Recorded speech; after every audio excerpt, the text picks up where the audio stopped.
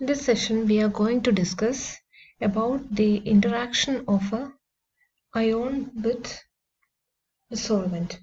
So, we already said that when we are talking about interaction of an ion, there are two important aspects, that is interaction of ion with the solvent and interaction of ion with other ions that are present in the particular system solution. So, the first discussion is about the interaction of ion with the solvent.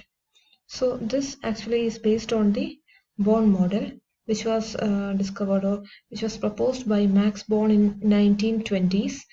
And according to this particular model, the concept is that we'll be assuming the whole solvent system as a continuous dielectric medium. We are not concerned about the single molecules in that particular solvent system. We are considering that as a complete continuous dielectric medium. And what we are going to do is, instead of placing the whole ion into that particular medium suddenly, we are assuming we have a metallic sphere. This metallic sphere is not having any charge, and we are just keeping that within that particular dielectric medium. And we are slowly adding charges into that particular sphere. Slowly adding charges so that the total charge becomes ZiE, which is the charge of that particular ion that we are interested. So first, when you are adding the first increment of the charge, there won't be any repulsion. But as you add the second charge, third charge, fourth charge, there will be a repulsion from the charges that are already within that particular sphere.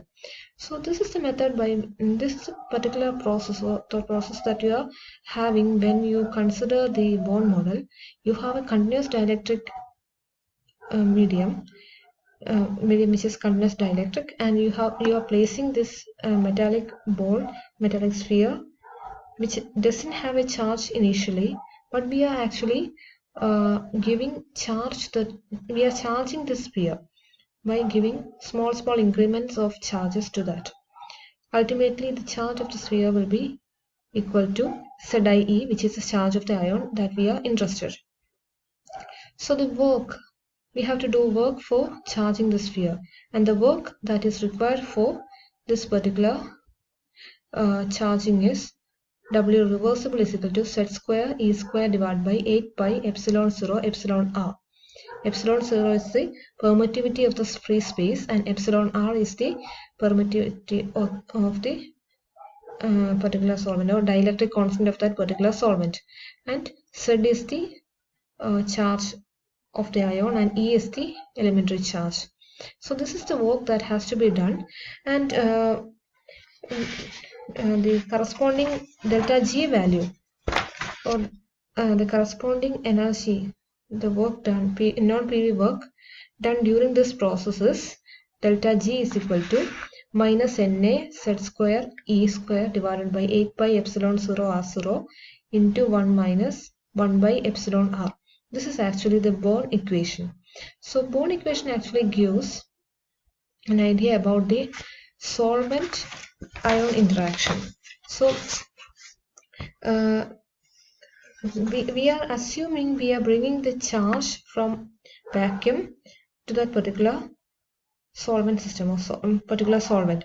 So after doing this kind of large number of equations, or doing this calculations, you will be getting the amount of work that has to be done to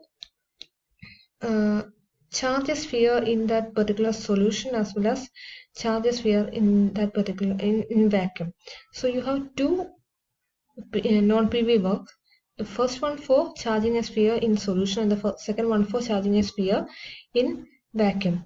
So the difference between these two values would be giving you this. When you subtract the work done for charging a sphere in the solution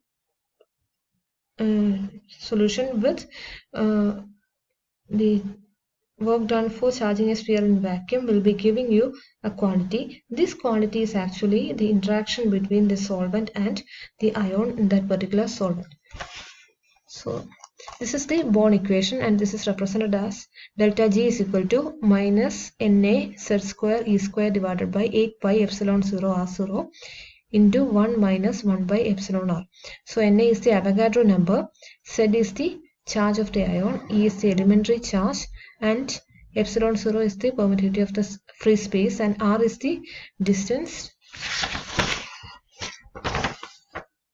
effective radius of the ion, and the epsilon R is the dielectric constant of the medium. So this equation actually gives an idea about the interaction of the ion and the corresponding solvent that you are considering.